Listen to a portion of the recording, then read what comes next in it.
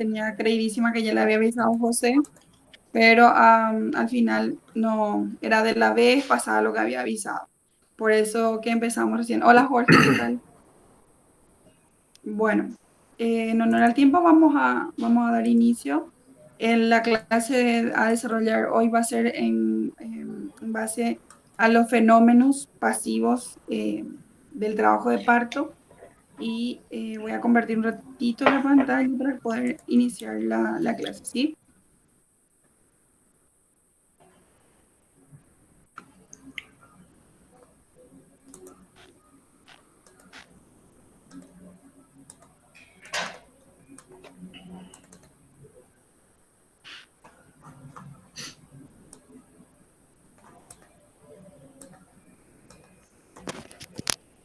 Bueno, todos pueden ver bien la diapositiva, ¿sí? Sí, doctora. Sí, doctora. Ok, bueno, ¿alguien me puede hablar qué sabe de los fenómenos pasivos? ¿Ya desarrollaron la teoría de esto?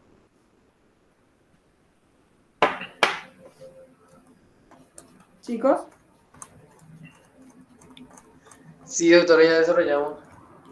ok, ¿me pueden citar cuáles son los fenómenos activos, perdón, pasivos? En formación de segmento inferior, Sí, muy bien, Rafael. borramiento o dilatación de cuello, Sí, dilatación de la cúpula vaginal, también. eh, formación y ruptura de la bolsa de aguas, Formación de las bolsas de las aguas, sí. expulsión de los limos, De los limos. Muy bien. ampliación de las partes blandas Del canal de parto, sí. y mecanismo de parto en general, que Los sería los fenómenos. fenómenos plásticos del feto, Sí. sí. Excelente, muy bien. Bueno, el resto también se acordó completito, ¿verdad? Sí, doctora. Ok, una risita de fondo parece. Ok, vamos a dar inicio entonces.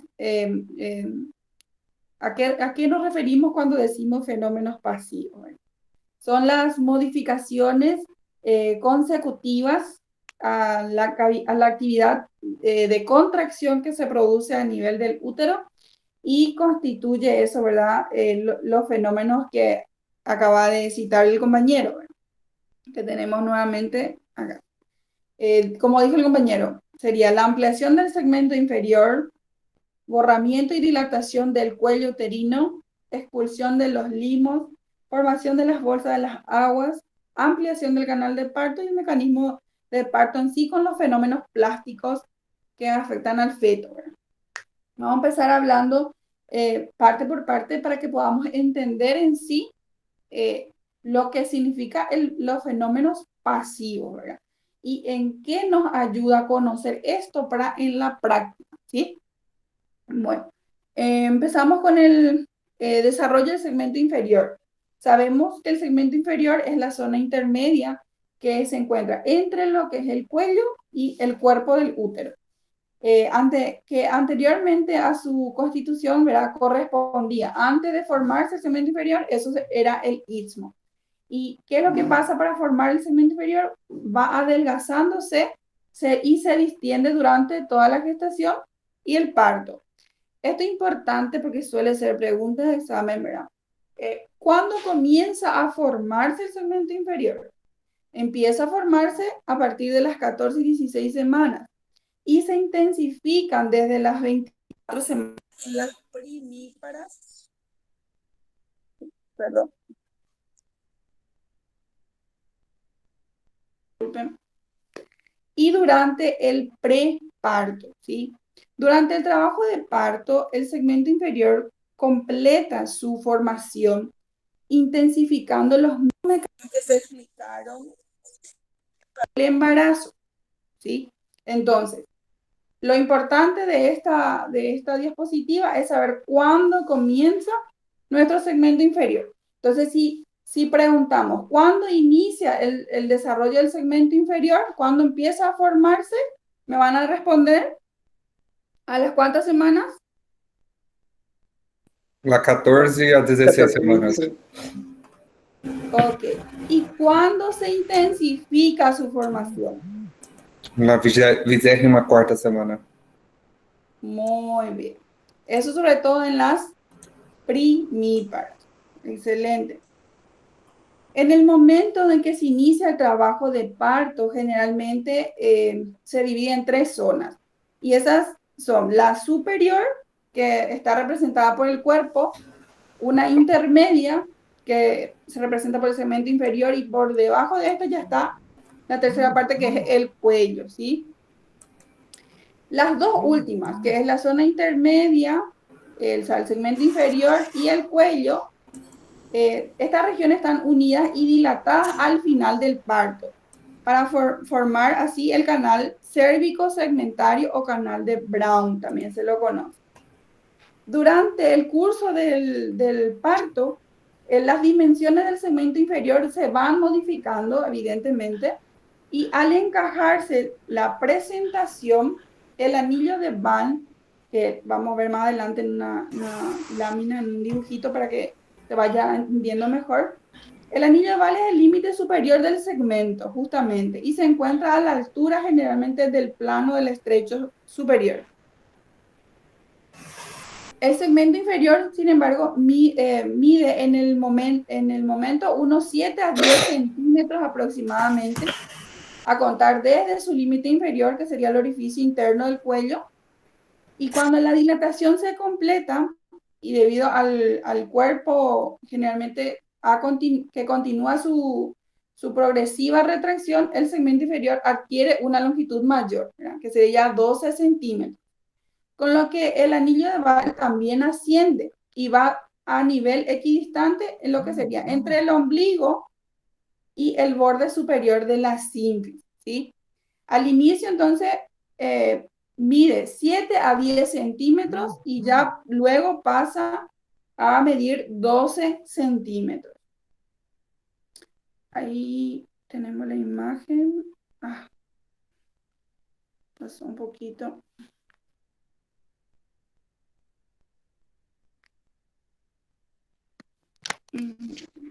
Pasó muy rápido.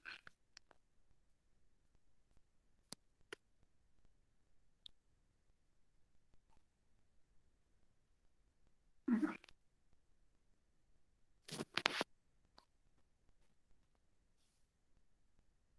Ahí, ven la imagen, ¿verdad? ¿Se ve, chicos? Sí, doctora, se ve. Ok, ahí le puse, escribí en lápiz, la letra es horrible, por cierto, para que ustedes se vayan dando cuenta. Al inicio, en la primera imagen, la figura 1134 se observa. En la parte donde dice OI, que sería el orificio cervical interno, y más abajo OE, que es nuestro orificio cervical externo. Arriba sería el donde dice AC, sería nuestro anillo de Van, ¿verdad? Que es el anillo de contracción. Toda esa parte que está rayadita sería el segmento inferior. A medida que va progresando nuestro trabajo de parto, ¿qué es lo que pasa? Eso va distendiéndose para pasar a la siguiente imagen, ¿verdad? Que donde vemos que nuestro orificio cervical externo ya está mucho más dilatado, su orificio, justamente, al igual que el orificio cervical interno. Y nuestro anillo de Van ya empezó a subir más por arriba, como dijimos anteriormente, que ya se encuentra a nivel equidistante entre el ombligo y el borde ya superior de la sínfisis, que al inicio dijimos que se encontraba a la altura del estrecho superior, ¿sí? Luego pasamos a lo que sería borramiento y dilatación del cuello. Los dos fenómenos de borramiento y dilatación son característicos generalmente del trabajo de parto y se lo interpreta como la continuación natural de la formación del segmento inferior, que se va ampliando por la inclusión del cérvix. El borramiento generalmente precede, sobre todo en las nulíparas, a la dilatación del cuello. Otra pregunta de examen. Este hecho se cumple por la disminución gradual de su espesor, desde arriba a abajo hasta que se reduzca el orificio, hasta el orificio externo del borde delgado y cortante. O sea, acá lo que deben saber, lo importante para su práctica. Les llega una paciente y la paciente, vamos a dar una nomenclatura para que sea más práctico. Llega una paciente secundigesta, nullípara, cesareado anterior a vocero. ¿Qué estoy diciendo con eso? ¿Cuál es la paridad de mi paciente? A ver. Nullípara, digo. Repito, secundigesta, nullípara, cesareada anterior a vocero. Entonces, la paciente tiene ¿cuántos embarazos? Está en su segundo embarazo. Segundo embarazo, muy bien. ¿Ya tuvo partos? Sí. No. No. Una cesárea, ¿no? Porque dije nullípara, parto normal, parto normal. No tuvo aún. La cesárea es parto por cesárea, ¿verdad? Entonces, es su segundo embarazo, no tuvo un parto natural aún, por eso es nullípara, y tuvo una cesárea. ¿Se entiende hasta ahí? Sí, yo me confundí que parto, tanto normal quanto cesárea, como se dice, es considerado como parto, ¿entiende? Sí, es diferente. Sí, Podemos decir parto por vía natural o vaginal y parto por vía cesárea, ¿sí? Solo que nosotros por acostumbramiento decimos parto directo al vaginal y directo cesárea para la cesárea, ¿sí? Solo por eso mi expresión. Bueno, entonces, a lo que íbamos. Tenemos una paciente secundigesta, nullípara cesárea anterior a vocero, que llega a la guardia de ustedes refiriendo mucha molestia a nivel de hemiabdomen inferior y a la zona baja de la espalda. Refiere que consumió analgésicos o antiespasmódicos y no cede el dolor. Entonces acude a la urgencia para que pueda ser evaluada esta paciente. Entonces, por lo que dijimos, para un trabajo de parto, nosotros vamos a evaluar el latido, vamos a medir la altura, vamos a realizarle un tacto vaginal. ¿Para qué? Para ver si la paciente ya empezó a borrar justamente o a dilatar, ¿verdad? En este caso, mi paciente es nullíparo, o sea, no tuvo ningún parto vaginal todavía.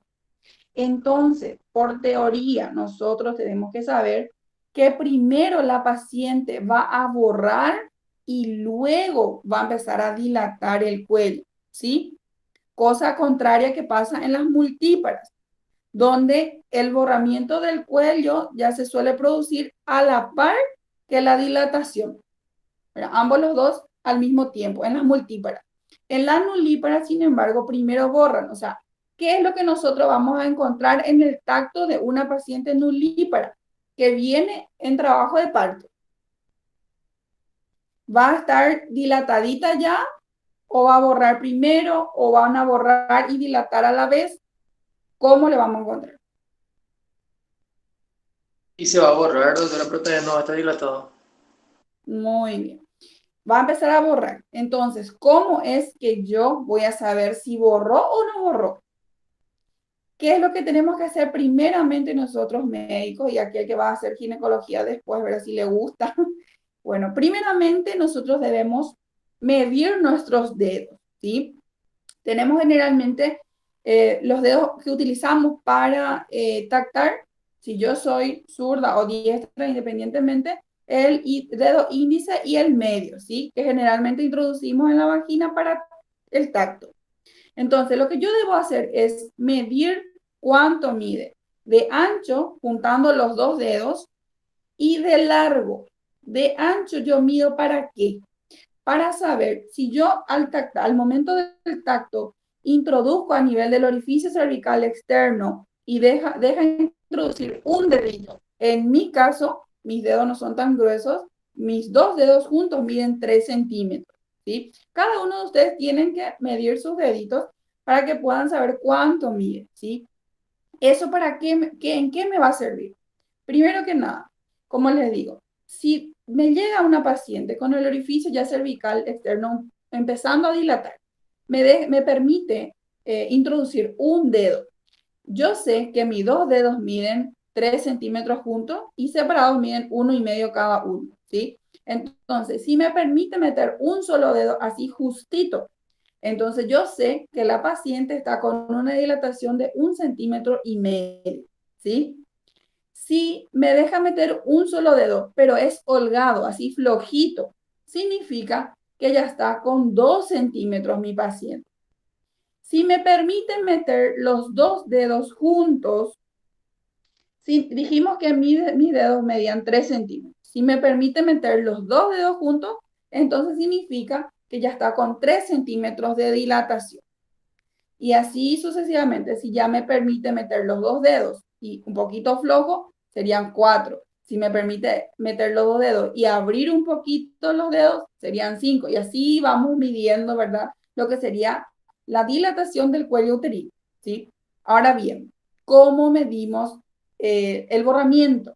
¿Cómo yo sé que borró 50%? Porque generalmente van a escuchar en la práctica diaria si hacen, como les digo, la especialidad, o si su señora está embarazada y se van y acuden a la consulta y le dice, ¿y qué tal después? ¿Cómo está mi señora? Y le dice, está con 2 centímetros 50% borrado. ¿Y qué carajo es eso? ¿Verdad? No, si no es de la especialidad no van a saber. Pero ustedes como estudiantes ya deben manejar al menos lo básico, ¿sí? Bueno, y para eso sirve medir de largo nuestros dedos, ¿sí? El mío particularmente mide 6 centímetros. Entonces, ¿qué es lo que hacemos? Realizamos, es un poquito difícil la parte práctica del tacto si es que uno no lo hace realmente, ¿verdad? Porque hablando y tratando de explicar así teóricamente, parece un poco más fácil, pero en la realidad, cuando uno tacta, a veces introducimos el de ¿qué carajo estoy tocando? Es un poco más complicado, pero al menos para que se vayan haciendo la idea, esperemos que más adelante ya esto se abra un poquitito más y podamos ya tener así como tal las clases prácticas, que son mucho más beneficiosas, ¿verdad?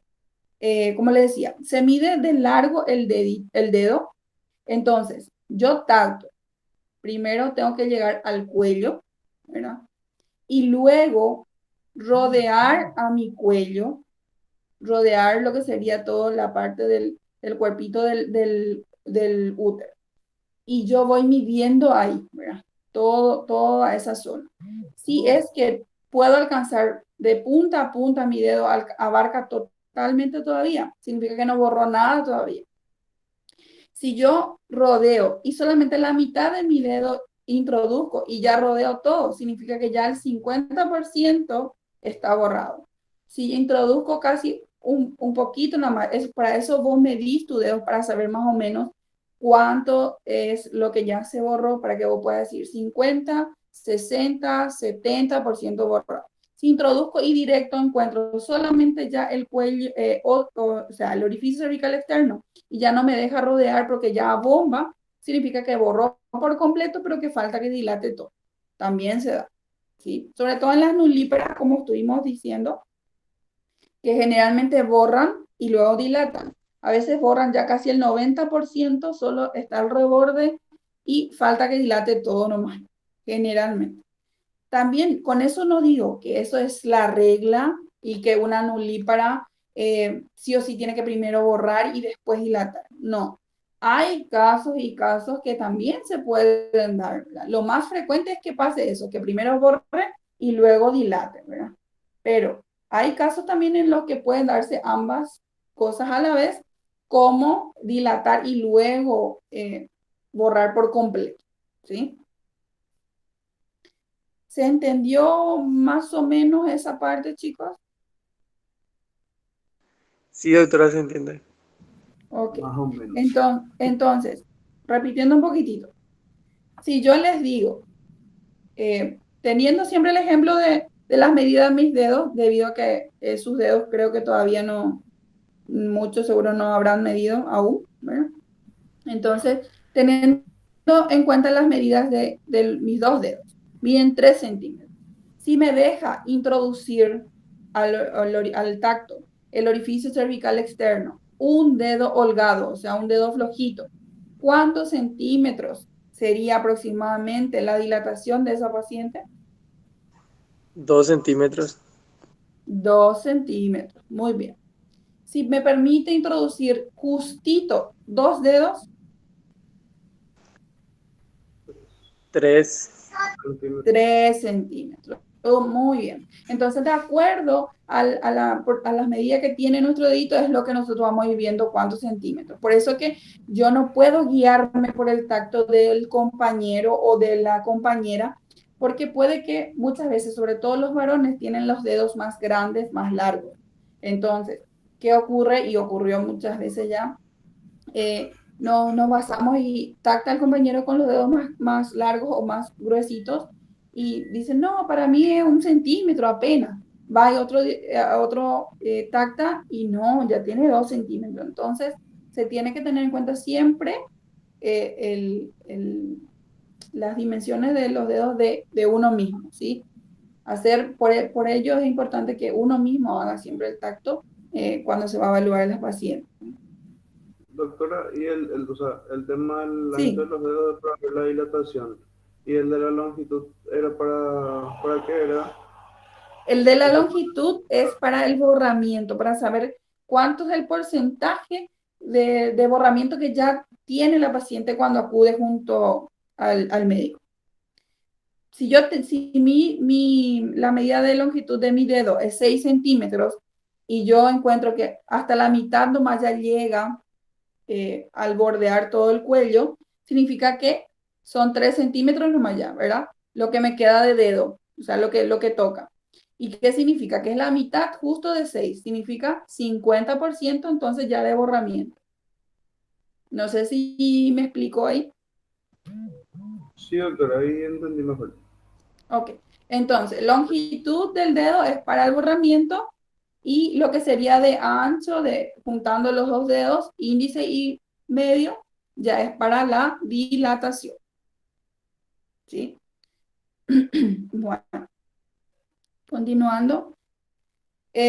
Como le estaba diciendo, el grado de dilatación se aprecia por el tacto vaginal, se valora por el número de dedos que se introducen en el área cervical y un dedo, como les dije en mi caso, es igual al que les puse ahí, pero no siempre es así. Algunos dedos miden o 2 centímetros o 1,5 o 1 centímetro si tienen muy finitas, sobre todo las nenas, ¿verdad?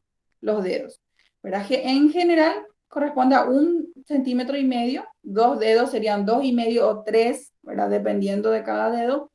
Y cuando los bordes del orificio alcanzan las paredes de la pelvis, la dilatación generalmente es completa. Y de esa manera se constituye ya el canal segmento vaginal. El labio anterior del cuello es el que más tardíamente se retrae. Otra pregunta de examen.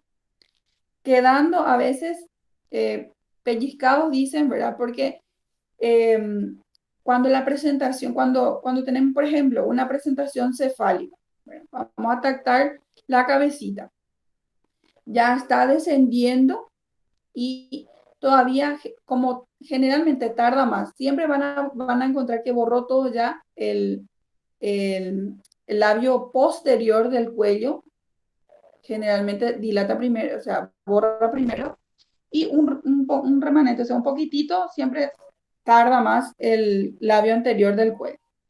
Y cuando no dilató todo y nosotros o la paciente, sin que el médico le haya dicho que puje, ella puja por el dolor, involuntariamente o ya haciendo voluntariamente, ¿qué pasa?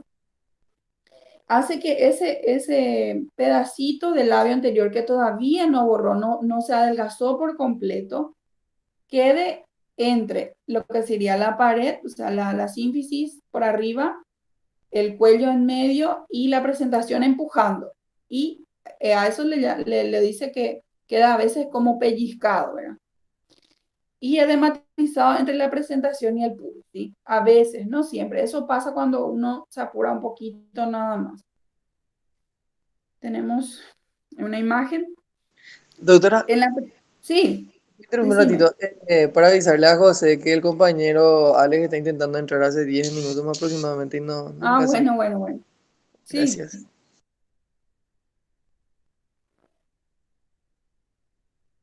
ya está. Sí, profe, muchas gracias. Ok, genial. Bueno, ahí tenemos una imagen donde se observa en la primera, que es en la figura 1136, se observa el cuello al comienzo del trabajo de parto en una nulípara, que dijimos que primero iban a empezar a borrar y luego a dilatar, ¿verdad? En la segunda imagen ya se ve que empieza, que se acorta más lo que sería el cuello, porque borrando, y luego y a la par, en este caso muestra que ya está dilatando, ¿verdad? Pero primero borró y luego dilató, ¿sí?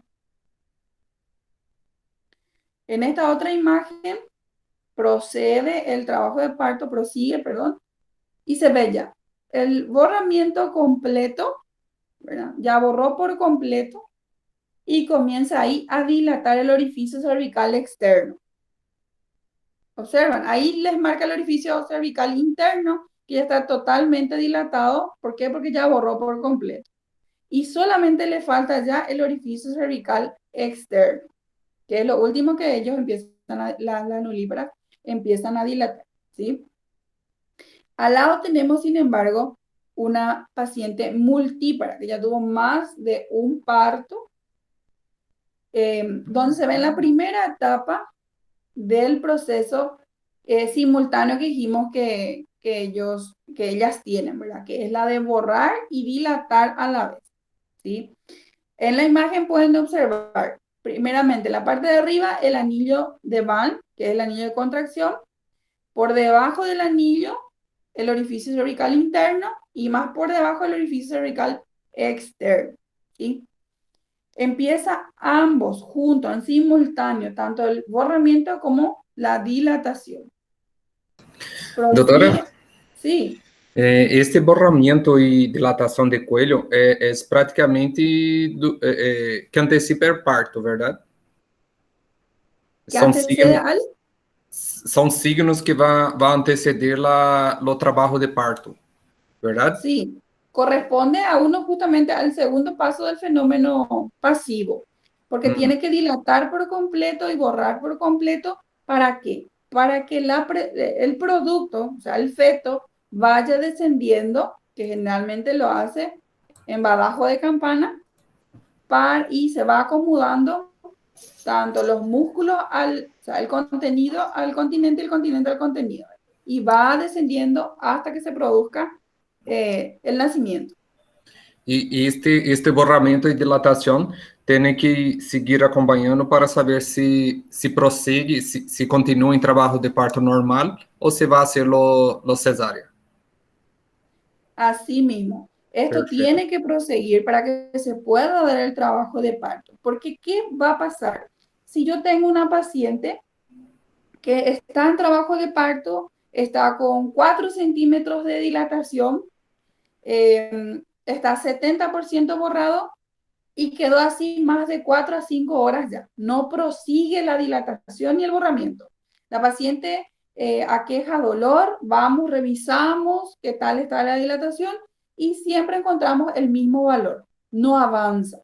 Entonces, en ese caso decimos que la dilatación es estacionaria. Cuando la dilatación es estacionaria, y sobre todo si una paciente rompió bolsa, entonces en ese caso, más aún, ¿verdad? Proseguimos a que se realice una cesárea, ¿sí? Pero si yo lo que voy haciendo es controlando gradualmente a la paciente a medida que más aqueje dolor y voy encontrando que por más lento que sea, pero va aumentando la dilatación y también el borramiento, entonces seguimos en nuestro trabajo de parto. Porque muchas veces cuando no prosigue, queda estacionado la dilatación generalmente porque no hay buen motor. ¿Y cuál es el motor? Es la contracción, ¿sí? También se tiene en cuenta otros puntos, ¿verdad? Cuando no es que no está dilatando y directo cesárea también, ¿verdad? Siempre se prueba, se le hace un goteo de oxitocina para poder aumentar las fuerzas de contracción, sin evidentemente hacer que esto sea demasiado, porque si no vamos a reventar todo el cuello. Es siempre dosis respuesta, generalmente el goteo. Se inicia con un goteo bajo, generalmente 4 gotas por minuto. Si con eso va aumentando las molestias y vemos que tenemos respuesta, va dilatando más, va borrando más, aumentamos un poquito y así, ¿verdad? Si es que no tenemos respuesta, vamos aumentando un poquito más. Pero si aún así no pasa nada, no dilata, no borra, entonces llevamos a la cesárea, ¿sí? Pero es importante, Rafael, que se produzca tanto el borramiento como la dilatación para que se pueda dar el trabajo de parto vaginal. No sé si respondí a tu pregunta. Sí, doctora. Sí, Ok, yo entendí. excelente. Doctora, Sí, decime. ¿y hasta cuánto tiempo se puede quedar el feto dentro de la mamá después de romper bolsa? Bueno, depende mucho del caso. Si es un feto, o sea, un ARN prematuro, voy a contar un caso que tuvimos, ¿verdad? Tenía la paciente, era una paciente primigesta nulípara avo-0, o sea, era su primer embarazo, nunca tuvo pérdida, ni parto, ni sana, era el primer embarazo que tenía y tenía 26 semanas de gestación, semanas de gestación. Rompe bolsa la paciente, empieza a tener contracciones, como es muy pequeño todavía la gestación. Lo que hacemos es tratar de atajar lo más que se pueda, y en esos casos ella rompió bolsa, era evidente, se constató a la especuloscopía que había líquido, pérdida de líquido evidente con grumos. En ese caso se hace antibiótico-terapia, paciente de cúbito dorsal, o sea, acostada, con miembros elevados a 45 grados. La paciente se encama con antibiótico y si es que se hace generalmente ecografía, laboratorio, y si no hay signos de infección, la vitalidad del feto es buena, generalmente lo más que se pueda estirar, se estira, ¿verdad? No hay así un límite, yo te digo, 5 días, si pasa 5 días, ya se tiene que sacar. No, va a depender de la evolución del feto, en este caso, si es prematuro. En este caso, esta paciente, ¿verdad? Aguantó 4, casi 5 semanas, bebé, una nena era, ¿verdad? Guapísima, que salió evidentemente, llegó igual siendo prematura, tuvo que entrar en la terapia, pero hoy día tiene 3 años, es súper vigorosa. A lo que voy es que depende mucho de la edad gestacional. Si es ya uno de término, de 38 semanas, que estaba esperando parto y rompe bolsa a las 38 semanas, yo no le voy a dejar internada para que esté con antibiótico terapia, ¿verdad? ¿Qué yo voy a hacer? Voy a ayudar para que venga por abajo si es parto normal lo que la paciente había escogido, porque hoy en día sabemos, hay muchos lugares que todavía hacen sí o sí parto, primero se intenta, pero hay otros lugares también, sobre todo los privados, donde las pacientes eligen cómo quieren tener su bebé. Entonces, como te decía, no hay así una fecha, o sea, tantos días que sí o sí tengo que esperar tiene que aguantar y después ya yo decido la cesárea. Siempre se mira, si no hay por laboratorio, no me indica infección, si la vitalidad del bebé por ecografía y escuchando latido, o si el líquido no empieza a tener mal olor, porque la paciente se queda en cama, hace su necesidad en cama, tanto orina como de defecar en cama, el baño es en cama, todo en cama. La paciente no se levanta, porque generalmente cuando hidratamos a la paciente, se va regenerando, como ustedes saben, hablamos en la clase pasada, el líquido amniótico, ¿verdad? Entonces, si es que se levanta, va a ir perdiendo lo poco que tiene y por esa razón se le encama la paciente. ¿Sí? ¿Se entendió? Sí, doctora, súper bien, súper bien. Ok. Bueno, continuando, dijimos, en la multípara pasan tanto lo que es el borramiento y la dilatación en simultáneo. Prosigue el trabajo de parto. Ahí tienen las dos caras de la moneda, en la nulípara y en la multípara. Como ven, a la derecha sería la nulípara y multípara. Ya cuando está por terminar, o sea, completarse la dilatación, generalmente ya borró todo, ¿sí? En cuanto a lo que sería la dilatación de la inserción cervical de la vagina, o sea, la cúpula vaginal, como había comentado el compañero antes de iniciar la clase.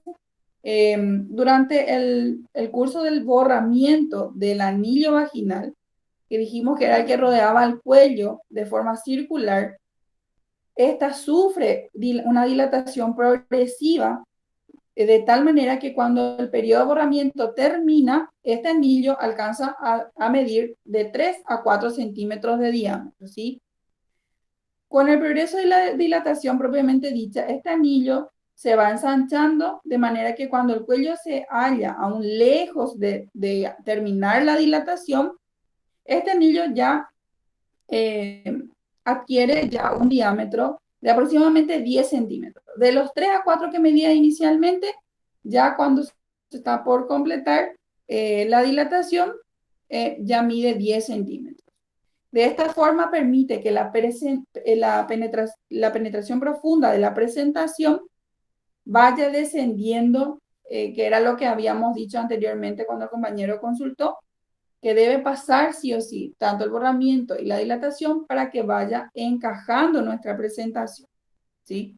Nuestro anillo de contracción también se tiene que distender, al igual que nuestro orificio cervical interno, para que vaya descendiendo nuestra presentación, ¿sí?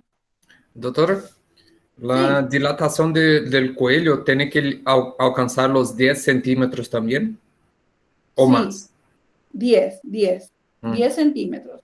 Si no alcanza los 10 centímetros, no va a coronar la cabeza. Ok, gracias. Okay.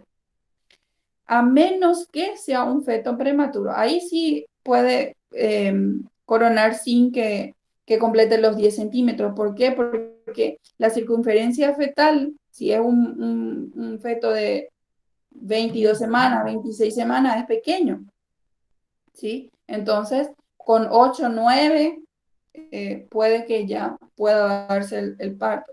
Pero son casos especiales. Estamos hablando de un trabajo de parto normal y con una gestación de término, entonces en ese caso sí tiene que dilatar por completo, ¿sí?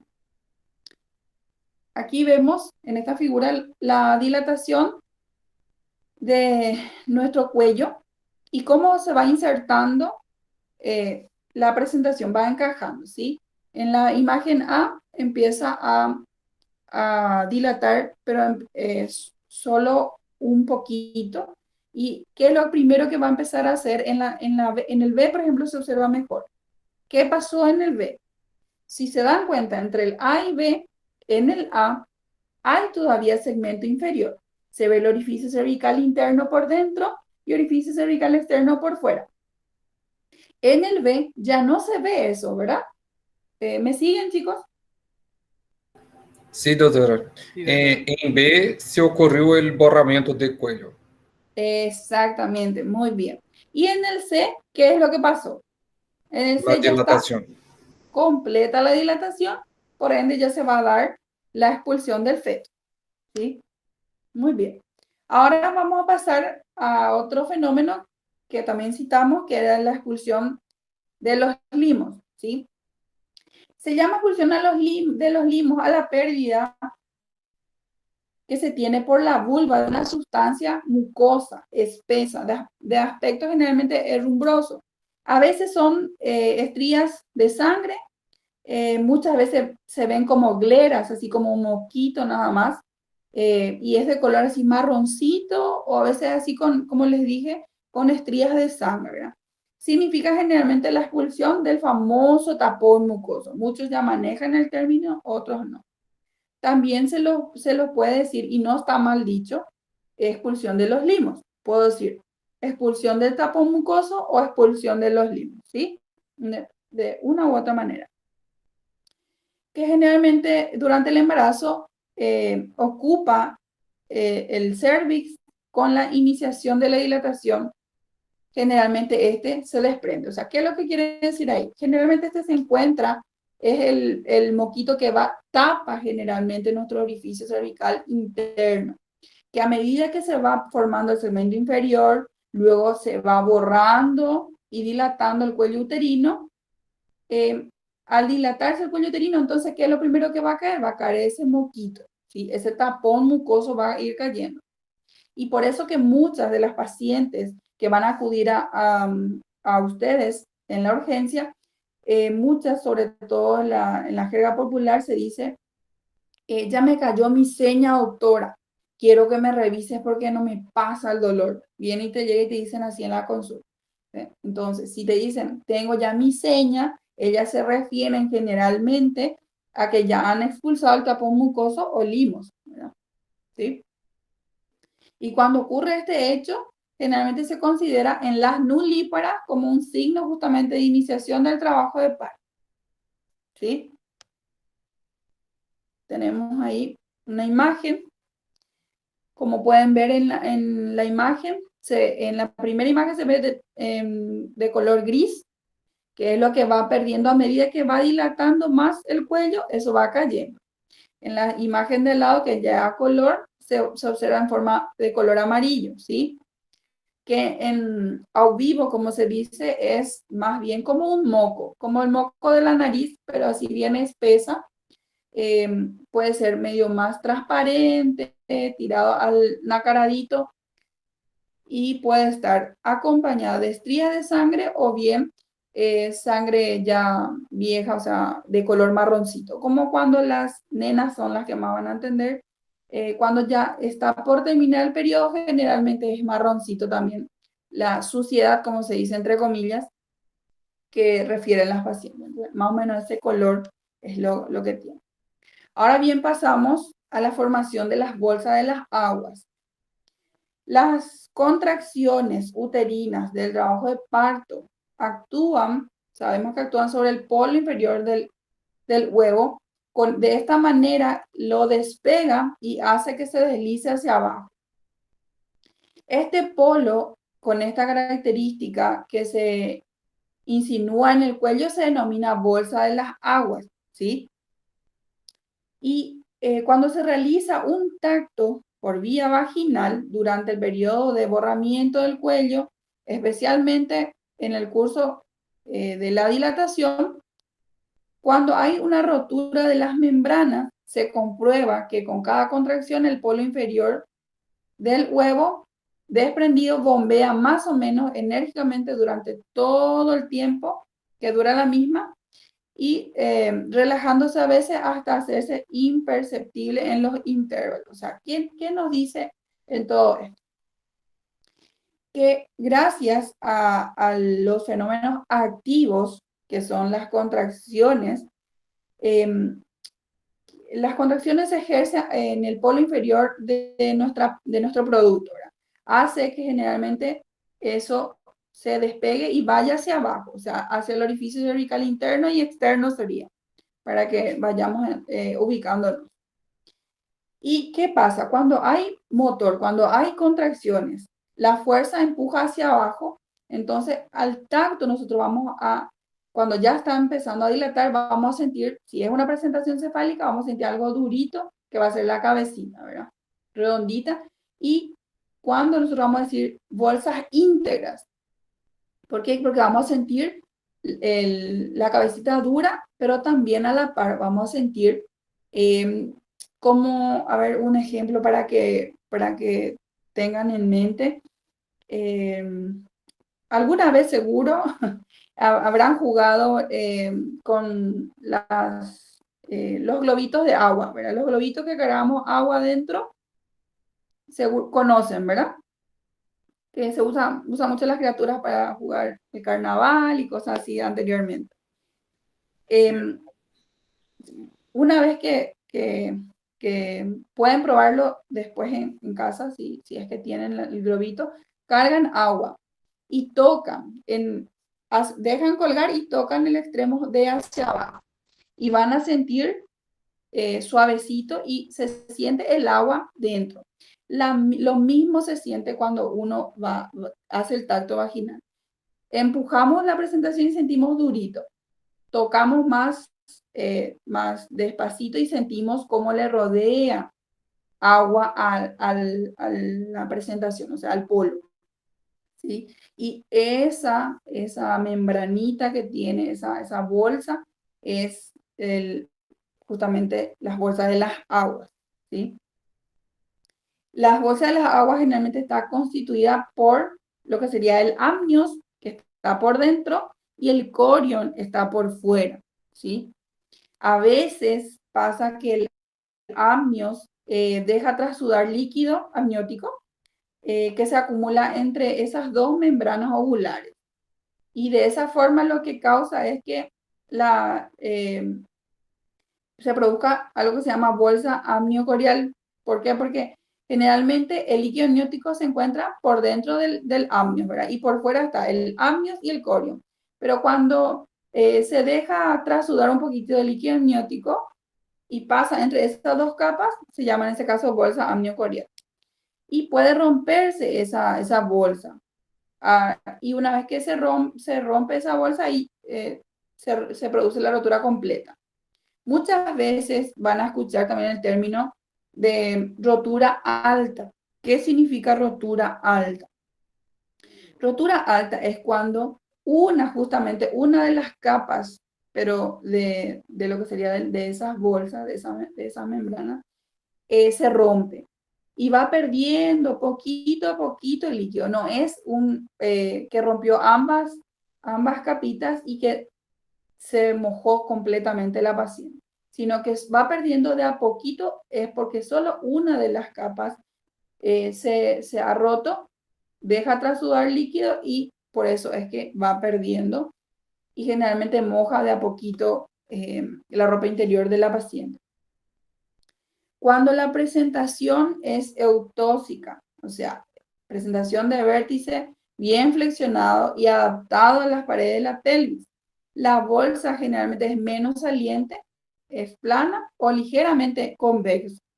A veces la mala oclusión de la pelvis permite el mayor pasaje de líquido amniótico a la bolsa, que generalmente adopta formas ya cilíndricas o piriformes, o también se lo conoce como reloj de arena.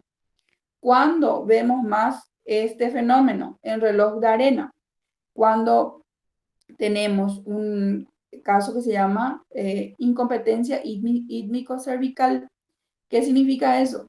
El cuello no puede, antes de que se produzca el trabajo de parto y demás, el cuello dilata, el orificio cervical externo se encuentra entreabierto. ¿Por qué? Porque los músculos que se tenían que encontrar tensos, contraídos, ¿qué pasa? Se relajan, ¿sí? Entonces, en ese caso, pasa que las bolsas, por efecto de la gravedad y el empuje que tiene la presentación para abajo, salga primero a luz las bolsas por fuera y así tal cual como dice, tiene una forma de reloj de arena, tal cual, es no es muy frecuente por suerte ver, ¿verdad?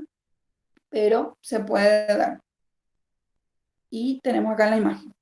En la primera imagen vemos las distintas variedades de las bolsas de la agua. Dijimos que podían ser de 3 tipos. La primera, la A, que es las bolsas, cuando la bolsa es plana, vos tactás y directo encontrás el polo que se presenta y la bolsa sin ninguna protrusión por fuera. La B ya es cuando tiene una forma cilíndrica, cuando vos ves que tiene como pareciera un sombrerito, decimos a veces, ¿verdad? Pero no es que sale demasiado por fuera. Y C, la figura C ya es cuando la bolsa es en reloj de arena, ¿verdad? O piriforme, porque tiene la forma de una pera también, como se ve en la imagen, ¿sí? Las bolsas de las aguas generalmente actúan como dilatador también del cuello. Ayuda también a que se vaya dilatando. Protege también, aparte de eso, a la cavidad ovular y al feto. ¿Contra qué? Contra los ascensos de gérmenes patógenos y también contra el modelado excesivo de la cabeza fetal, que generalmente se ocasiona tras el trabajo de parto, que vamos a hablar más adelante, ¿verdad? A veces tienen su caput, ¿verdad? Su capucito al nacer, que forma parte de uno de los fenómenos que dijimos, ¿verdad? Que eran los fenómenos plásticos del feto. Entonces, las bolsas de las aguas actúan dilatando al cuello, protege a la cavidad ovular y al feto de gérmenes que puedan ascender por la vagina y el cuello. También protege al feto del modelado excesivo de la cabeza durante el trabajo de parto, ¿sí? A tener en cuenta bien esa parte. Cuando el desarrollo del parto es de forma normal, al final del periodo de la dilatación de la bolsa de las aguas se rompe en forma espontánea en un 75% de los casos. De acuerdo con los diversos momentos en que ocurre la rotura, tenemos a su vez otros tipos de rotura. Tenemos la rotura prematura, la rotura precoz, la rotura tempestiva o oportuna, también se le dice. Tenemos la rotura tardía, la rotura alta, que la habían dicho anteriormente, la rotura espontánea, que dijimos que se da en el 75% de los casos, y la rotura falsa o de doble saco ovular, que es la que le dije que cuando se rompe solo el amnios, deja pasar líquido hasta el corion, pero el corion no se rompe, entonces va trasudando un poquito, pero en realidad no es una rotura. ¿Por qué? Porque queda entre ambas membranas, no sale por fuera, ¿sí? Bueno, empezamos comentando un poquito lo que sería la rotura prematura, que generalmente tiene lugar antes de que comience el trabajo de parto. Esta es una de sus características. Para que yo diga que es una rotura prematura, tiene que producirse la rotura, valga la redundancia, antes de que inicie el trabajo de parto. ¿Qué quiere decir eso? Antes de que la paciente esté con 2 a 4 centímetros de dilatación, tenga buenas contracciones, que serían 3 contracciones de más o menos 30 en 10 minutos, ¿sí? Esas son buenas contracciones y ahí yo puedo decir que inicia el trabajo de parto, pero si está con un dedo, o sea, 1 centímetro, tiene una contracción de 10 en 10, entonces no es todavía inicio de trabajo de parto, porque no tiene buen motor, o sea, no hay unas buenas contracciones, no hay una buena dinámica, y tampoco puedo decir que con 1 centímetro ya inicia el trabajo de parto, ¿sí? Si esto no se inicia pronto, puede sobrevenir una infección ascendente de la cavidad ovular y cuando se produce durante el embarazo se denomina rotura de las membranas por no estar aún constituidas las bolsas de las aguas. Eso también hay que tener en cuenta. Se dice rotura prematura si se produce antes de que inicie el trabajo de parto. Cuando se produce durante el embarazo se lo denomina rotura de membranas, ¿sí? Luego tenemos el otro tipo que es la rotura precoz. La rotura generalmente acontece durante el periodo de dilatación antes de que se complete la dilatación. Todavía no llegó a 10 y ya rompió bolsa por sí misma, entonces rotura precoz. La rotura tempestiva u oportuna es cuando el cuello se encuentra totalmente dilatado y ahí rompe, ¿sí? Rotura tardía es cuando se produce la dilatación completa y a veces sigue sin romper bolsa. Después, ya en pleno periodo expulsivo, es cuando rompe, ¿sí? Rotura alta es cuando la rotura se efectúa por encima del área cervical y llama la atención generalmente la pérdida insidiosa, o sea, poquito a poquito, lagrimita de líquido y la persistencia táctil de la bolsa, o sea, pierde líquido, poquito a poquito, gotita a gotita, pero vos al tacto ves que tiene la bolsa íntegra. Entonces, a eso llamamos rotura alta. Rotura falsa o doble saco ovular, dijimos anteriormente, consiste en la rotura del corion con integridad del amnion y el derrame de líquido generalmente es escaso por ende. Y la espontánea, que se suele en el 75% de los casos, es cuando la rotura se produce por sí sola, ¿verdad? La artificial o instrumental es la que nosotros realizamos generalmente. Se denomina al desgarro que se realiza con una pinza kosher generalmente, ¿sí? Se introduce los dedos como para un tacto vaginal. Entre ambos dedos se introduce la pinza, se tacta primero con las puntas de los dedos la bolsa, aprovechamos una contracción que va a bombar la bolsa, rasgamos un poquito y ahí se produce la rotura artificial o instrumental, ¿sí? El derrame Doutora? de líquido, sí. E qual é a incidência de la ruptura artificial? ¿La incidencia en qué sentido? E la frequência, por exemplo, na porcentagem de partos, quantos porcentos ocorre la ruptura artificial que o médico tem que fazer la ruptura?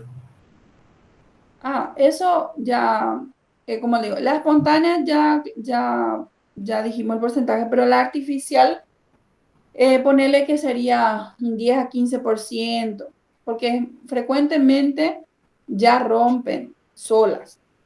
Nosotros rompemos bolsa cuando ya tenemos una paciente, por decir, secundípara o tercípara, que ya tuvo varios partos, que sabemos que muchas veces van a dilatar y borrar rápido. Generalmente la nulípara tarda en dilatar, ¿verdad? Borra primero, después dilata. ¿Y qué hacemos entonces con las multíparas? Con 8 centímetros generalmente ya estamos en sala de parto, bajamos y realizamos lo que sería la rotura artificial. Una vez que se realiza la rotura artificial, rapidísimo dilatan y ya por consecuente tenemos el nacimiento. Entonces sería más o menos aproximadamente 10 a 15%, ¿no? Eso no es mucho, 10 aproximadamente. ¿Sí? Bueno, continuando, el derrame de líquido después de que se produce la ruptura puede ser o lento o brusco. En este último caso, en el caso que sea brusco, existe el peligro de que haya una prosidencia de algún miembro fetal o inclusive del cordón umbilical. Por ello que es importante tanto en un parto normal como en una cesárea, cuando sabemos que la paciente, por ejemplo, tiene un polidramnios, vamos a ver si se acuerdan qué era polidramnios, que dimos hace ratito, hace clases atrás. ¿Alguien recuerda?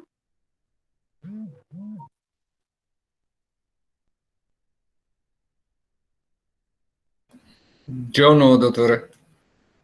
Ok. Los demás compañeros, si no recuerdan, no hay dilema con eso. Yo vuelvo a repetir, pero de por ahí sí se recordaban nada más. Que había mucho líquido amniótico. Sí, había más de lo normal. Partamos de ahí. Lo normal dijimos que era de cuánto a cuánto de líquido amniótico.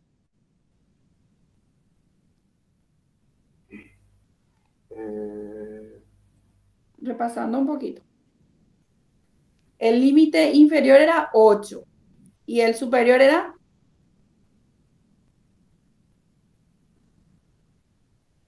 No me acuerdo. Bueno, voy a ir repitiendo entonces.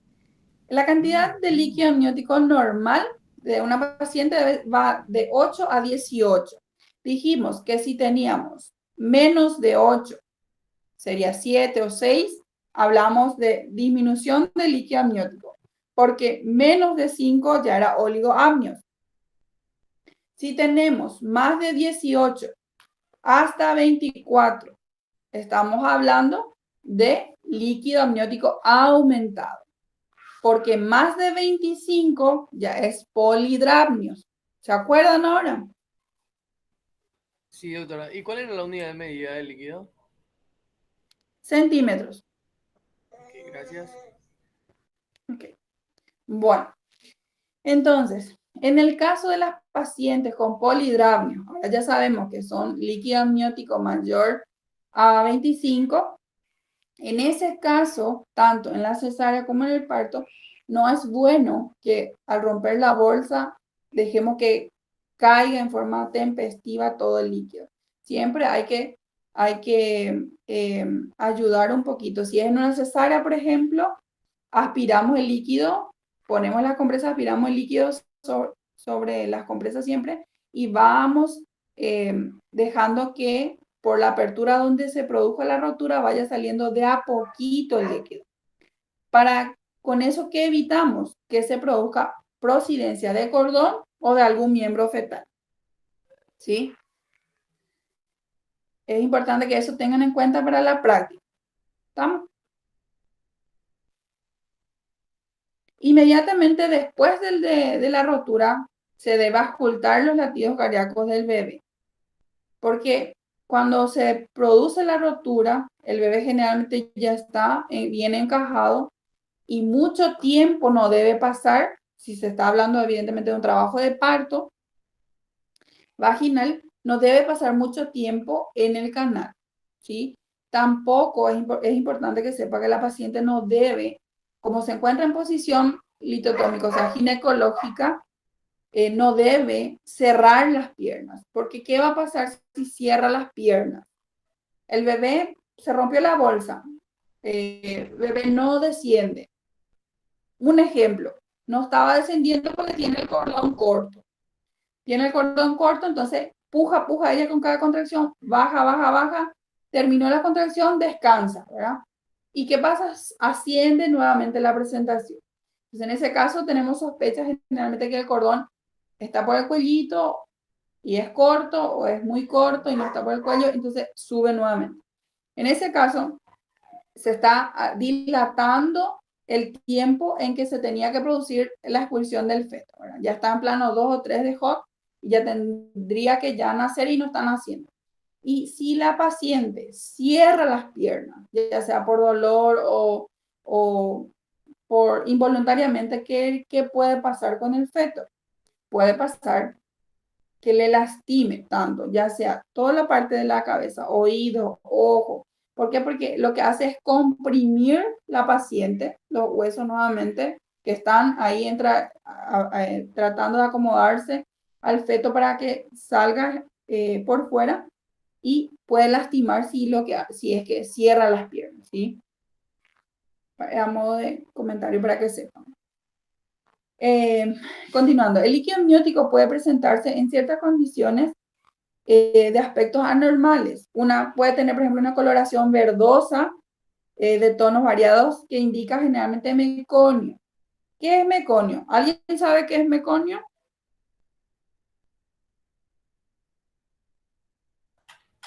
La deposición del feto, doctora. Es la primera deposición fetal. Exactamente. Entonces, generalmente es de color medio verde, negruzco, pero un verde oscuro, ¿sí? Que puede estar disuelto en el líquido amniótico y eso significa generalmente que el feto ha sufrido temporalmente o algún momento de la gestación, ¿verdad? En ese momento. También podemos encontrar grumos, ya sean blancos o negro verdoso. En el caso de que sea negro verdoso, se trata de meconio o netamente podemos encontrar un meconio espeso, ¿verdad? En ausencia de una presentación de nalga. ¿Por qué nos dice en ausencia? O sea, tener en cuenta eso. Porque si es de nalga, generalmente al nacer con la fuerza, el bebé hace un poquito de popo, ¿verdad? Al momento de nacer, entonces en ese caso tendríamos que ver si realmente hay un sufrimiento o no del bebé, ¿verdad? ¿Por qué? Porque generalmente no va a inhalar todavía si es que en ese momento no va a defecto. Sin embargo, si es que es una presentación cefálica y tenemos grumos o meconio espeso, entonces evidentemente el bebé pudo haber inhalado y pudo, por ende, estar sufriendo. Y en ese caso nos advierte, ¿verdad?, de que puede estar con una hipoxia fetal inclusive. Sin embargo, si el líquido es de color rojo, en borra de vino, generalmente se le dice, es un signo de feto muerto de hace muchas horas o días inclusive, ¿sí? Eso para que tengan en cuenta, es importante para la práctica. Sin embargo, si el líquido es de color rojo puro, nos debe hacer pensar que hay un desgarro en algún vaso umbilical, ¿sí? Entonces, los tipos de, o sea, aspectos de líquidos amnióticos pueden ser anormales, estamos hablando, evidentemente. Coloración verdosa, con grumos negro verdoso o un meconio espeso, rojo, en borra de vino o rojo puro. Entonces, nos hace pensar cada uno de ellos en algo diferente, ¿sí? También es importante en cuanto al líquido, el olor del líquido, ¿verdad? Si vemos que es más o menos fétido, significa que hay una infección ovular, ¿verdad? Generalmente dijimos cuando hablamos en la clase pasada del líquido amniótico, de cómo era el olor del líquido amniótico. ¿Cómo les dije que era el olor?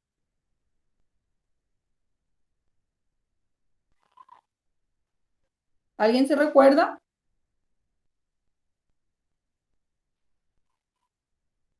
¿Nadie? Jorge, Rafael. No, doctora. No, Tiene que ¿No? hacer una buena revisión. Yo tampoco. sí, profe, hay que preguntar acá. Ok, porque todo esto que discúlpeme que sea muy así repetitiva en algunas cosas, pero es porque estas son las cosas clásicas que van a ver en la práctica y clásicas preguntas de examen, ¿sí? Entonces, por eso nomás que voy, repito, ¿sí? Bueno, entonces,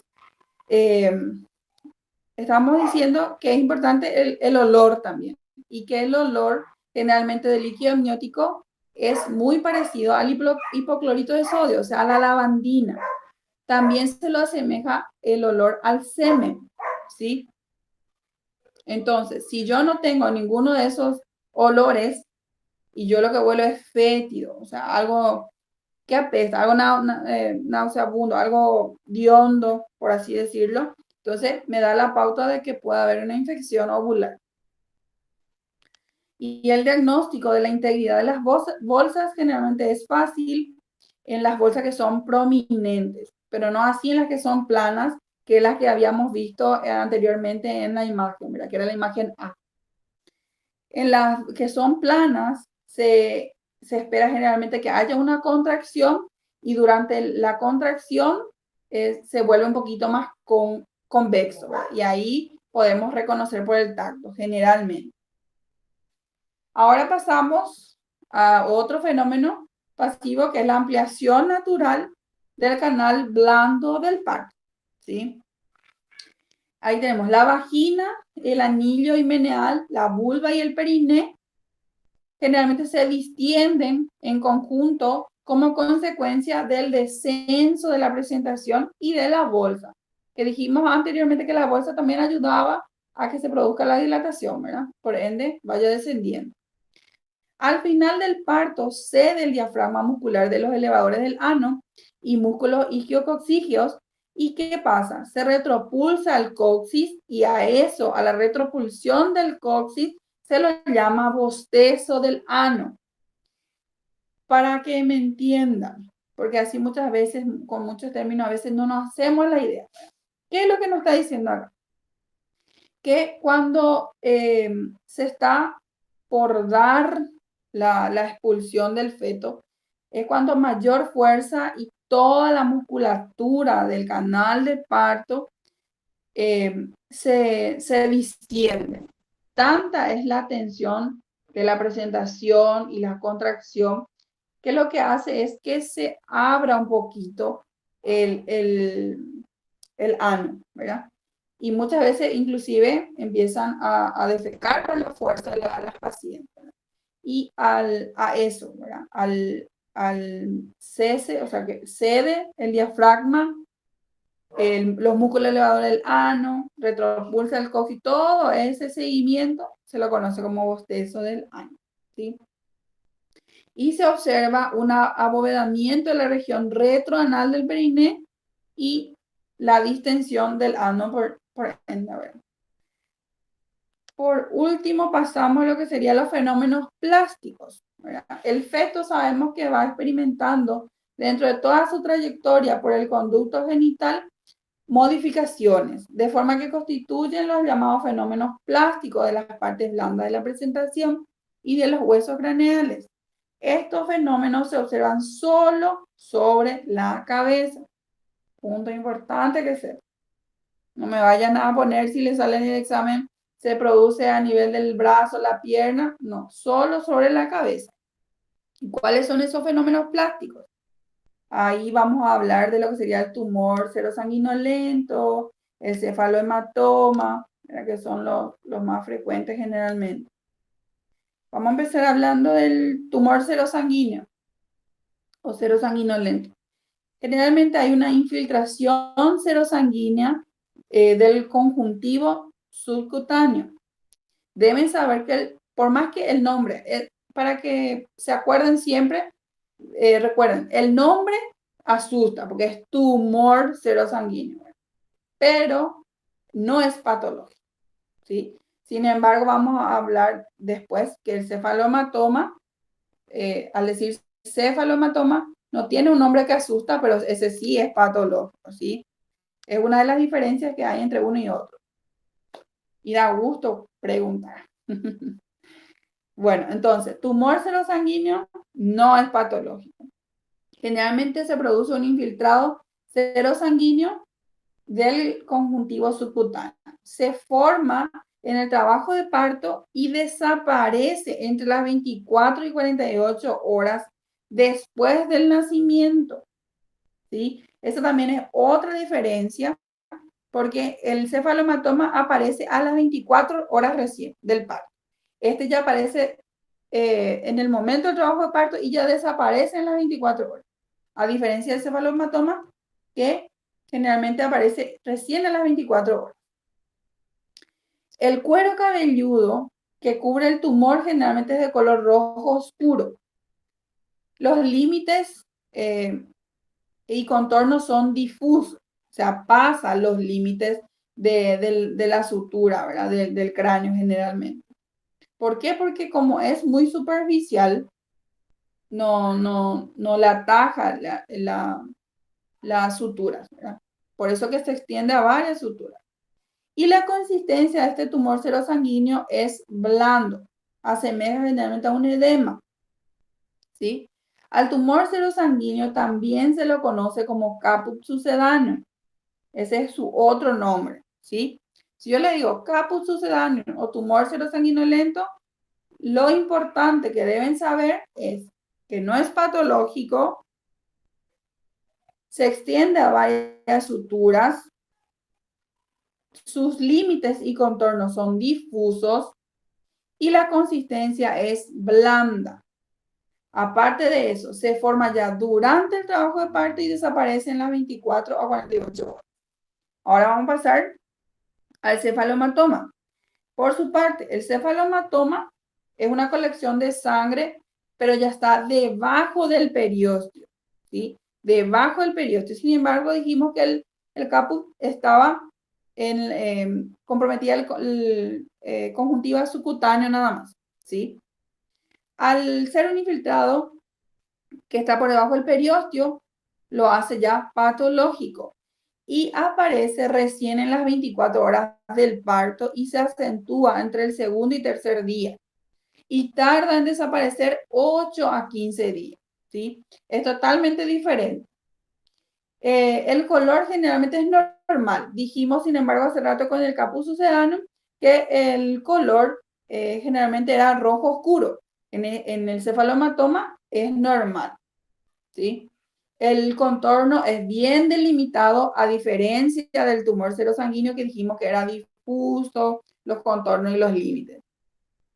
La consistencia, en este caso ya es elástica, fluctuante, cuando la colección es líquida y es dura cuando la sangre ya se coaguló. No sobrepasa la sutura, por lo general, más de una sutura. O sea, dijimos hace rato que el tumor serosanguíneo o caput succedaneum podía sobrepasar varias suturas. Este se delimita y no sobrepasa la sutura, es más circunscrito para tener en cuenta, ¿sí? ¿Alguna duda en cuanto a estos dos fenómenos plásticos?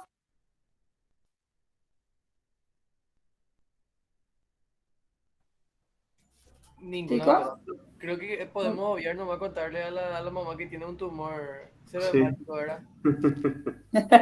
Sí, Porque- por eso que tiene el otro nombre. sí, Y porque, generalmente es la que más usamos. sí, porque, Caput succedaneum. Es porque se le mejor decirle complica. eso, porque vos le decís tumor y ahí la colapsa la paciente. Y sí, por eso. Entonces, y eso que es al revés. El tumor es no patológico y el cefalomatoma es patológico. Es totalmente diferente el nombre a lo que realmente es, ¿verdad? Sí. Bueno, ahora vamos a continuar con ya los mecanismos de parto en general, ¿verdad?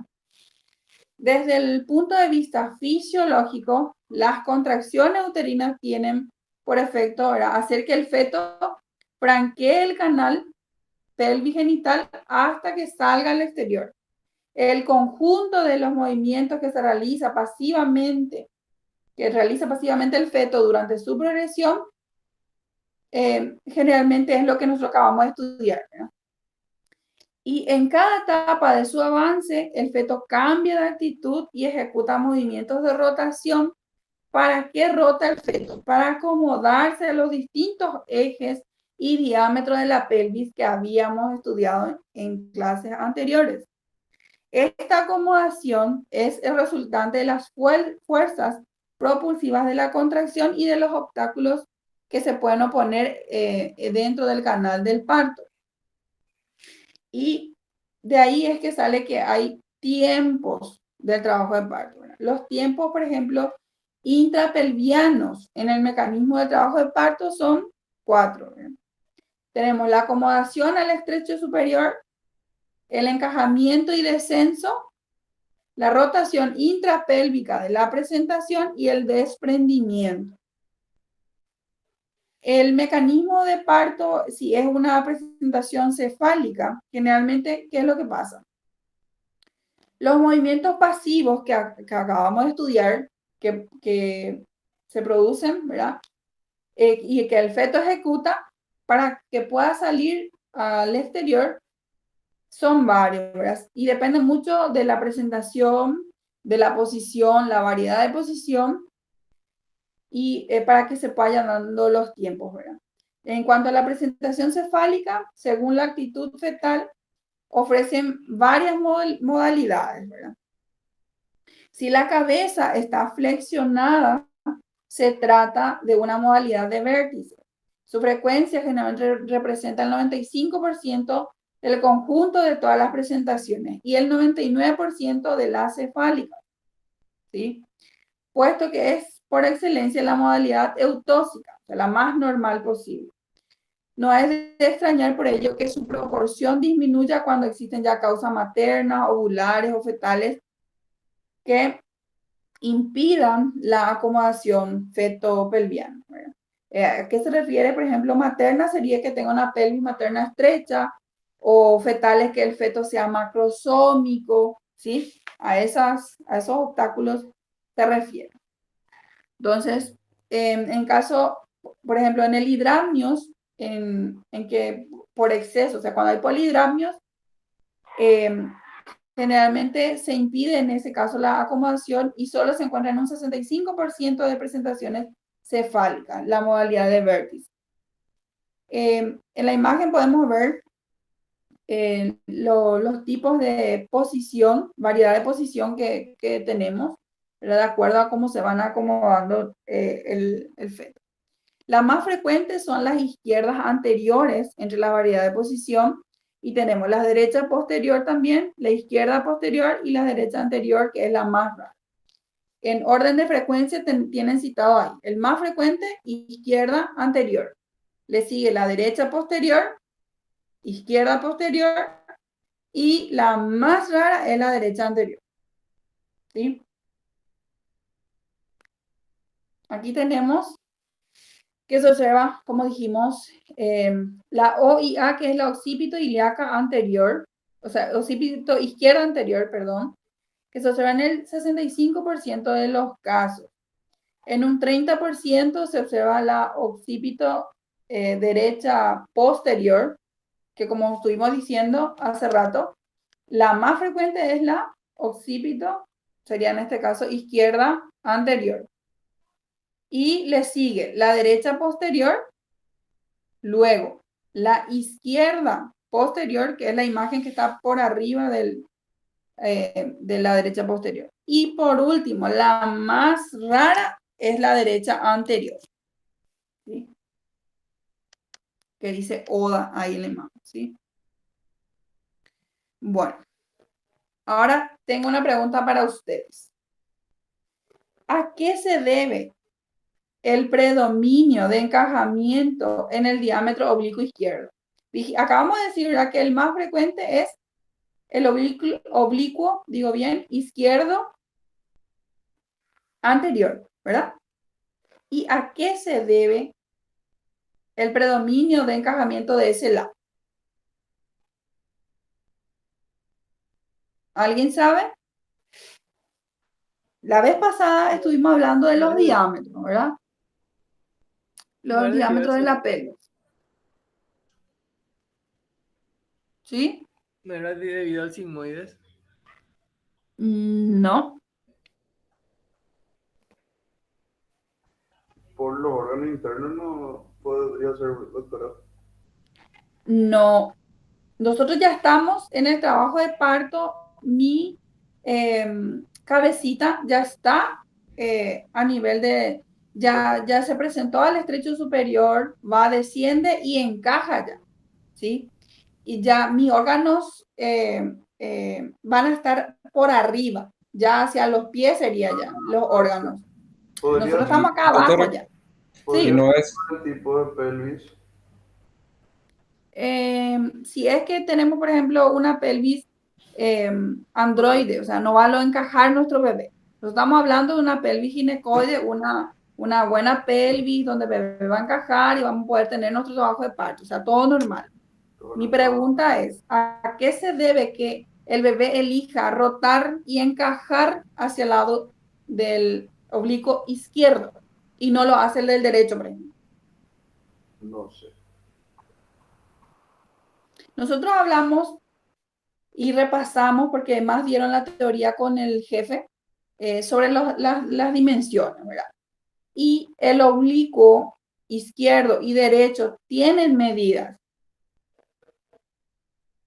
¿Y cuál de ellos es el que mide más? ¿El derecho y el izquierdo? El izquierdo. El izquierdo. Y justamente porque el izquierdo tiene algunos milímetros más que el derecho y por la forma aplastada que tiene el útero es que se elige más el oblicuo izquierdo que el derecho, ¿sí? Porque encaja mejor del lado izquierdo, porque 5 milímetros más grande es el izquierdo que el derecho, ¿sí? ¿Se entendió ahora? sí, doctora. Ok. Ahora bien, en cuanto al mecanismo de parto en una presentación cefálica, modalidad de vértice, tiene varios tiempos, así a modo rápido de repaso sería acomodación al estrecho del polo cefálico, en este caso, al estrecho superior. Segundo tiempo va a ser descenso o encajamiento. Tercer tiempo va a ser acomodación al estrecho ya inferior del polo cefálico por rotación interna intrapélvica. Cuarto, ya va a desprender. Quinto, ya empieza ya el tiempo de los hombros. Ya sería acomodación de los hombros ya al estrecho inferior. Y sexto, desprendimiento de los hombros. Y vemos en una imagen. Ahí está. En este caso, como vemos, en este tiempo el feto, dijimos, acomoda su cabeza al estrecho superior, eligiendo el diámetro que más le conviene y cambiando su actitud. Ahí como vemos, flexionando su cabeza, ¿para qué? Para que se pueda disminuir los diámetros y pueda encajar mejor. En la mayoría de los casos se elige el diámetro oblicuo izquierdo, porque es un poco más grande que el derecho, hablando en las dimensiones, ¿sí? Como pueden ver acá en la imagen, ¿qué dijimos que hace el bebé? Cuando se acomoda la cabeza al estrecho superior. Primero que nada, el bebé que hace cambio de actitud y luego rota, ¿verdad? Cambio de actitud, ¿qué hace? Flexiona su cabeza. Y ahí pueden ver cómo el bebé flexionó. Mentón llevó hacia el esterno. Flexionó para que pueda pasar. Luego se orienta. ¿Hacia dónde rota? ¿Hacia dónde se orienta? Se orienta hacia el lado izquierdo. ¿Sí? Ahí donde dice O, I, A. Se refiere a occipito, ilíaca, izquierda anterior. Que dijimos que era el lado donde rota con más frecuencia. Porque mide 5 centímetros más o milímetros más que el lado derecho. Ahora bien, descenso y encajamiento. El descenso ocurre a lo largo del canal de parto y en las nulíparas es subsecuente al encajamiento. En la multípara puede ser simultáneo, como dijimos. Depende generalmente de 4 fuerzas el descenso, que son la presión del líquido amniótico, la presión del fondo del útero, el esfuerzo de los pujos que son proporcionados por la madre y la extensión y flexión del cuerpo fetal. Debemos saber, y generalmente van a darse cuenta cuando están frente a un trabajo de parto ya en el momento que ya descendió todo, el feto hace una rotación. Esa rotación es intrapélvica y se refiere al movimiento que ejecuta la cabeza fetal en el tercer plano de Hodt por el mecanismo contráctil del músculo elevador del ano, sobre todo por su haz pubococcígeo que forma un ángulo hacia la cara posterior de la pelvis. Y lo que hace es de esta manera colocar la cabeza del feto en el plano de las dimensiones mínimas de la pelvis materna. Va rotando. Luego, una vez que rota, o sea, descendió, rotó nuestro bebé intrapélvico. Rotó, ¿y qué pasa después? Se desprende. Inicia el desprendimiento cuando la cabeza atraviesa el orificio vulvar.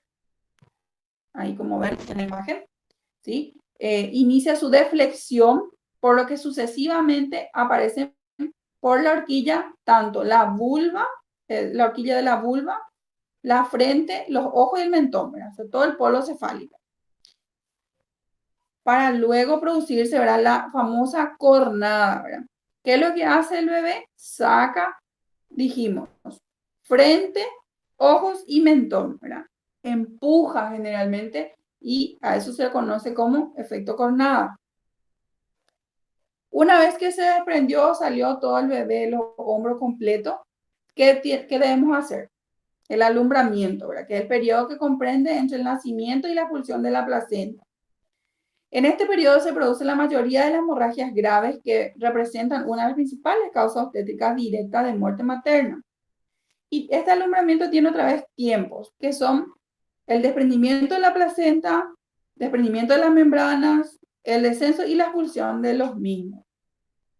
El mecanismo por el que se puede desprender la placenta se verifica generalmente de 2 maneras distintas. Tenemos la de Bowdeluck-Schultz y la de Duncan. La de Schultz es la más frecuente y se observa en el 80% de los casos, a diferencia de la de Duncan, que es 20%. En la de Schultz, ¿qué es lo que pasa? El desprendimiento inicia generalmente, como se ve en la imagen, en el centro de la placenta. Inicia el desprendimiento. hay un sangrado, se forma un hematoma retroplacentario, como su nombre lo dice, por detrás de la placenta. ¿Eso qué produce? Una inversión de la placenta y la placenta sale expulsada por su cara fetal. Sale la placenta y después sangra. Eso es lo que pasa cuando el desprendimiento es de tipo Schüll, Buchdeluck-Schüll.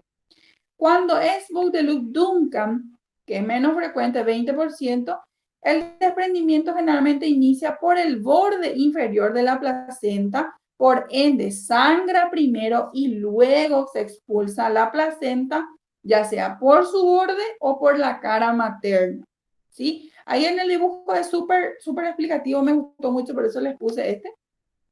Se entiende bastante bien y se diferencia súper bien también, ¿sí? Para terminar nuestra clase de hoy, vamos a hablar un poquito nomás de lo que es puerperio normal. Deben saber que el puerperio normal, ¿verdad?, abarca el periodo que transcurre hasta las 42 días del parto. Pueden pasar 42 días del parto y eso es puerperio normal todavía. Durante el mismo puede ocurrir la involución de las transformaciones anatómicas, metabólicas y hormonales que produjo el embarazo, con la sola excepción, y presten atención aquí, la única que no involuciona después del parto es la glándula mamaria, que por el contrario adquiere generalmente mayor tamaño. ¿Por qué? Porque va a empezar a lactar la criatura, ¿sí? Entonces, durante el puerperio normal, involuciona el útero, todo vuelve a su tamaño normal antes de lo que fue el embarazo, excepto las glándulas mamarias. Y dentro del puerperio normal tenemos las que son la inmediata, la mediata, la alejada y la tardía. Y eso nomás quiero comentarlo un poquito así para que vayan diferenciando, ¿sí? Primeramente, la inmediata, que son las primeras 24 horas del parto. El pulso generalmente es regular, la presión arterial normal o un poquito baja. A veces hay un poco de escalofríos. Debemos controlar la formación del globo de seguridad epinal, ¿verdad?, que generalmente como nosotros controlamos y vigilamos, palpamos a la paciente en el abdomen y sentimos algo duro generalmente, que es nuestro útero, que como está bien contraído, ¿por qué se le llama globo de seguridad epinal? Porque al estar bien contraído, lo que hace es colapsa todo, cierra todo, tapona todos los vasos y por ende evita hemorragia. Existe generalmente en el puerperio inmediato una pérdida sanguínea pequeña, aproximadamente así a 300 ml, y hay mayor riesgo de hemorragia y shock en este puerperio inmediato. En el mediato, que va desde el segundo día hasta el 10º día después del parto, la involución del útero ya es máximo. El fondo de útero desciende 2 centímetros por día, es lo normal. El cuello ya se cierra, se aclaran las pigmentaciones que aparecieron a nivel de la cara, los senos, el abdomen, ya hay caída del estrógeno y la progesterona y se eleva la prolactina, ya hay calostro en los primeros días del puerperio, que aparece generalmente en el tercer y cuarto día, hasta ese día se lo denomina calostro, a la leche que inyecta la mamá. Luego tenemos el puerperio alejado, que es del día 11 hasta el 42, que dijimos que hasta ahí era nuestro puerperio normal, ¿verdad? Se considera clásicamente como la finalización del puerperio y durante este intervalo la reconstitución de la mujer a su estado pregravídico llega casi a su término. Tardío ya corresponde al periodo que comienza al finalizar el puerperio alejado, o sea, después de los 42 días de su parto, y se puede extender hasta los 365 días cumplidos. En la mujer que amamanta, la vuelta de la menstruación tiene un término impreciso. ¿Qué quiere decir eso? Que si se acude una paciente con ustedes que está ya 2 a 3 meses de su parto y dice, refiere no menstruar aún, puede variar mucho de una a otra paciente. Una puede ya menstruar al mes, otra lo hace recién a los 3, 4 meses, otra 6 o 8 meses, ¿verdad? Varía mucho de una mujer a otra. Entonces, ¿qué debemos hacer? Hacerle un control nada más a la paciente y tranquilizar, ¿verdad? Que muchas piensan que ya se quedaron embarazadas nuevamente y no es así, ¿sí? Antes, siempre la duda, beta H le pedimos. ¿Está bien? Con esto damos terminada la clase, chicos.